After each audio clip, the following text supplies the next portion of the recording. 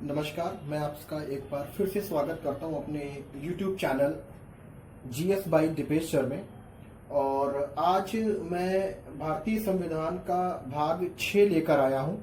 इससे पहले 5 पार्ट्स मैंने ऑलरेडी अपलोड कर दिए हैं, तो आप मेरे चैनल के प्लेलिस्ट में जाकर और या फिर मैं डिस्क्रिप्शन बॉक्स में भी इसका लिंक दे रहा हूं, तो आप इसे पढ़ सकते हैं। और मैंने जैसे शुरू में ही बताया था कि मैं सीरियल वाइज सारी चीज़ें लेकर चल रहा हूं, तो ये भाग 6 है और मैं सिर्फ उन्हीं टॉपिक्स को पिक कर रहा हूं जो आपके एग्जामिनेशंस में अक्सर फ्रिक्वेंटली वो रिपीट होते रहते हैं। ठीक है, तो चलिए बिना टाइम को वेस्ट किए हुए आज का वीडियो शुरू करते हैं। तो ये है हमारा भारतीय संविधान का भाग 6 और आज हम डिस्कस करेंगे संविधान के कुछ प्रमुख भाग और उनसे रिलेटेड जो भी उनके जो शेड्यूल है या अनुच्छेद है उनके बारे में हम पढ़ेंगे। देखिए, अक्सर आपके एग्जाम में क्वेश्चंस आते रहते हैं और कि जैसे अगर मैं एक बहुत ही एक रिपीटेड क्वेश्चन की अगर मैं बात करूं, बड़ा इंपॉर्टेंट क्वेश्चन भी है, 2018 के इलाहाबाद हाईकोर्ट के आरओ के पेपर में आया था। उसके बाद वीडियो के पेपर में भी ये क्वेश्चन रिपीट हुआ था और ये क्वेश्चन जूनियर असिस्टेंट के एग्जाम में भी रिपीट हुआ था। क्वेश्चन ये था कि पंचायत, जो आपकी पंचायती राज है, ये संविधान के किस भाग में उल्लेखित है। ठीक है, तो अगर हम देखें तो ये भाग 9 में उल्लेखित है। ठीक है, निहित है। तो इस तरीके से कुछ इंपॉर्टेंट भाग हैं जो मैं आज आपके सामने डिस्कस करूंगा और इनसे ही मैक्सिमम क्वेश्चन बनने के चांसेस होते हैं। वैसे तो 22 भाग है, ऑलरेडी मैं आपको बता चुका हूं संविधान में। ठीक है, लेकिन मैं आपके सामने कुछ इंपॉर्टेंट पार्ट्स लेकर आया हूं। तो चलिए शुरू करते हैं।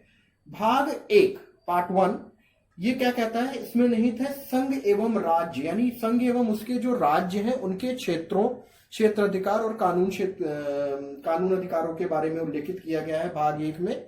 ये निहित है अनुच्छेद 1 से लेकर 4 तक। देखिए, ये बहुत इंपॉर्टेंट नहीं है, चूंकि अब शुरुआत में कर रहा था इसलिए मैंने भाग 1 ले लिया। ठीक है, लेकिन फिर भी आप अपने दिमाग में रखिएगा कि भाग 1 क्या कहता है, संघ एवं उसके राज्य क्षेत्र हैं, और दूसरे कॉलम में मैंने अनुच्छेद बनाया हुआ है, शेड्यूल बनाया हुआ है। ये कहां से कहां तक निहित है, ये 1 से लेकर 4 तक इसका उल्लेख किया गया है।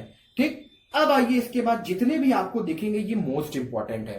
ठीक, तो भाग 2 में निहित है सिटीजनशिप, नागरिकता।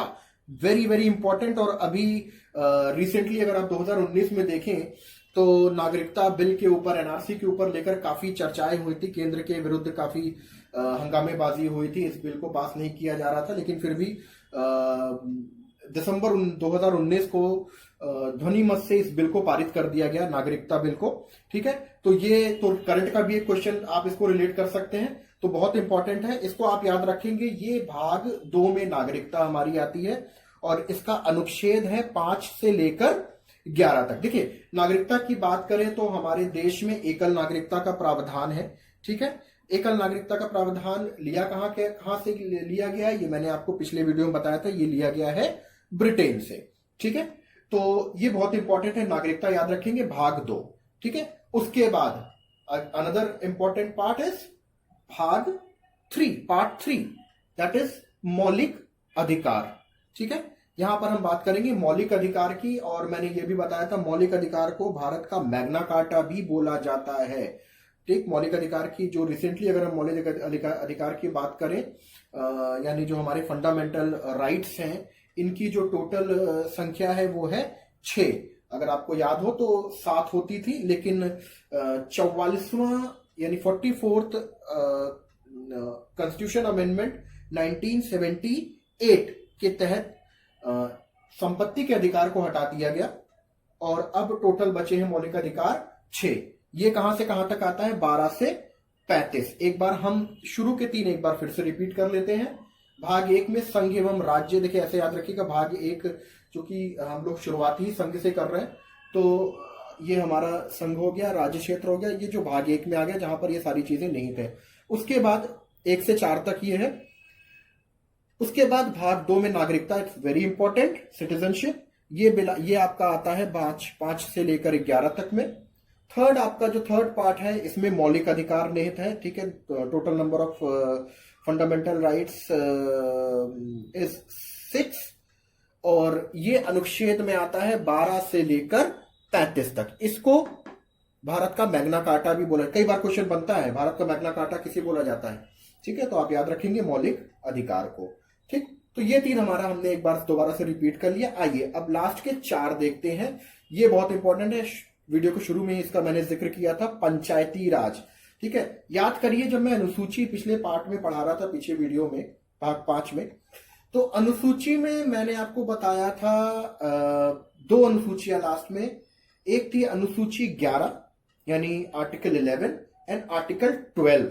ठीक है, आर्टिकल 11 में मैंने बताया था 73वां संविधान संशोधन, जिसमें पंचायती राज, गांव के क्षेत्र तक पंचायती राजों को का उल्लेख किया गया है, उनकी व्यवस्था को सुधारा गया है। ठीक है, तो इसका उल्लेख कहां पे आता है? 11वीं अनुसूची भाग 9 और अनुच्छेद 243। ये तीनों याद रखना है आपको। पंचायती राज कहां पे आ रहा है? 9वां भाग 243, अनुच्छेद नंबर कौन सा है? शेड्यूल 243। और अनुसूची कौन सी आ रही है? ये 11वीं अनुसूची। देखिए कंफ्यूज करने के लिए यहां पर आपको 9वीं अनुसूची भी दे सकता है। अगर अनुसूची पूछ रहा है तो हो सकता है 9वीं अनुसूची भी दे दे। तो कई बार कैंडिडेट्स करते क्या है, 9वीं अनुसूची को 9वें पार्ट से कोरिलेट करके और 9वीं अनुसूची पे टिक करके चले जाते हैं। अगर मान लीजिए पूछे कि ये किस शेड्यूल में है, सॉरी किस आर्टिकल में है, तो आर्टिकल आपको याद रखना है 11वां, लेकिन पार्ट कौन सा है? 9वां।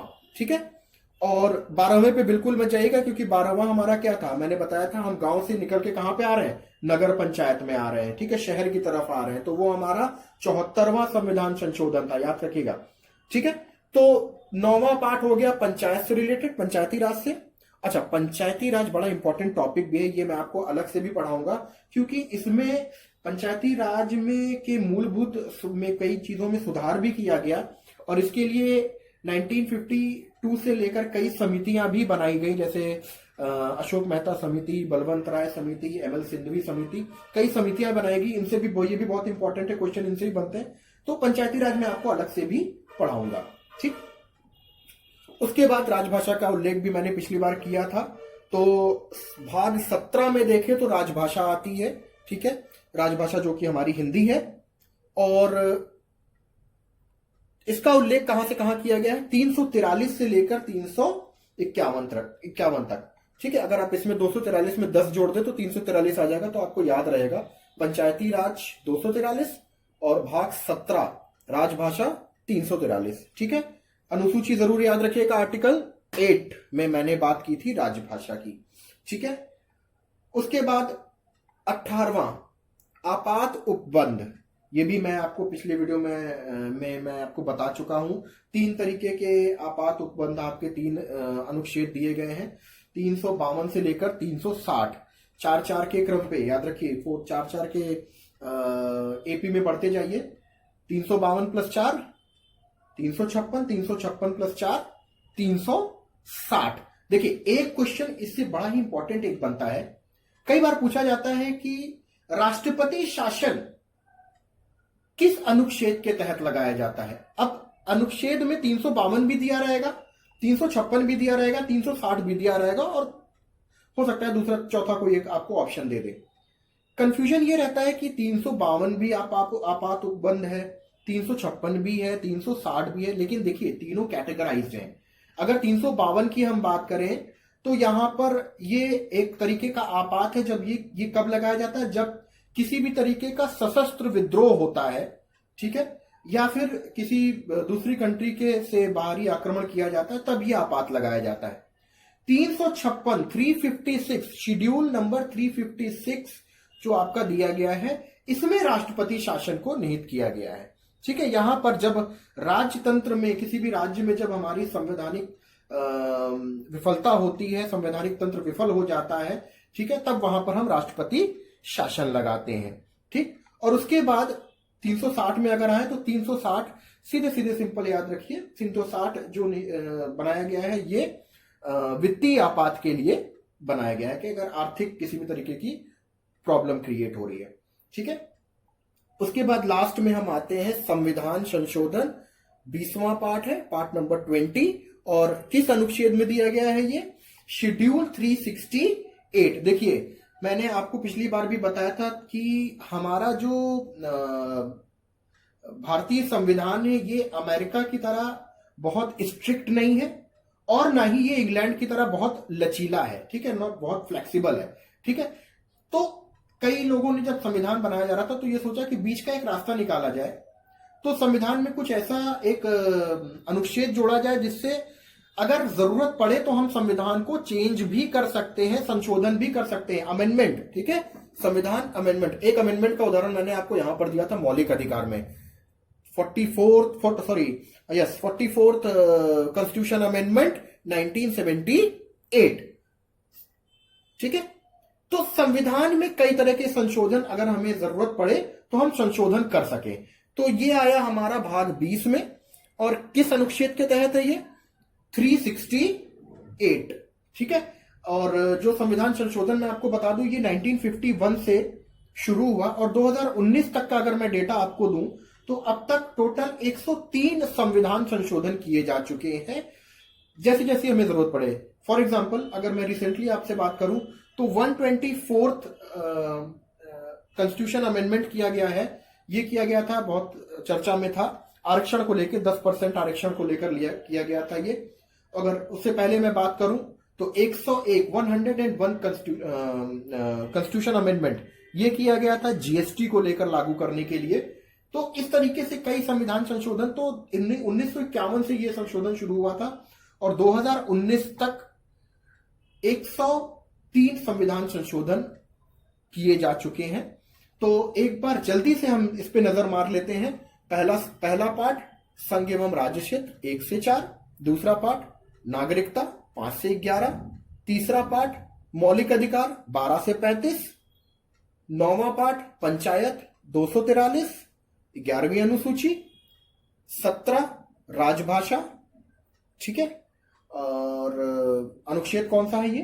343, 8th आर्टिकल, 18वां आपात उपबंध, 3 तरीके के आपातकालीन उपबंध दिए गए हैं, 352, 356, 360, और 20वां संविधान संशोधन अंडर शेड्यूल 368। देखिए, याद करने का कोई भी शॉर्टकट ट्रिक नहीं है और मेरी आपसे ये गुजारिश भी है, प्लीज आप शॉर्टकट ट्रिक के पीछे मत भागिएगा, वरना आप सिर्फ ट्रिक याद करते रह जाएंगे और जो मेन कंटेंट है वो आप भूल जाएंगे।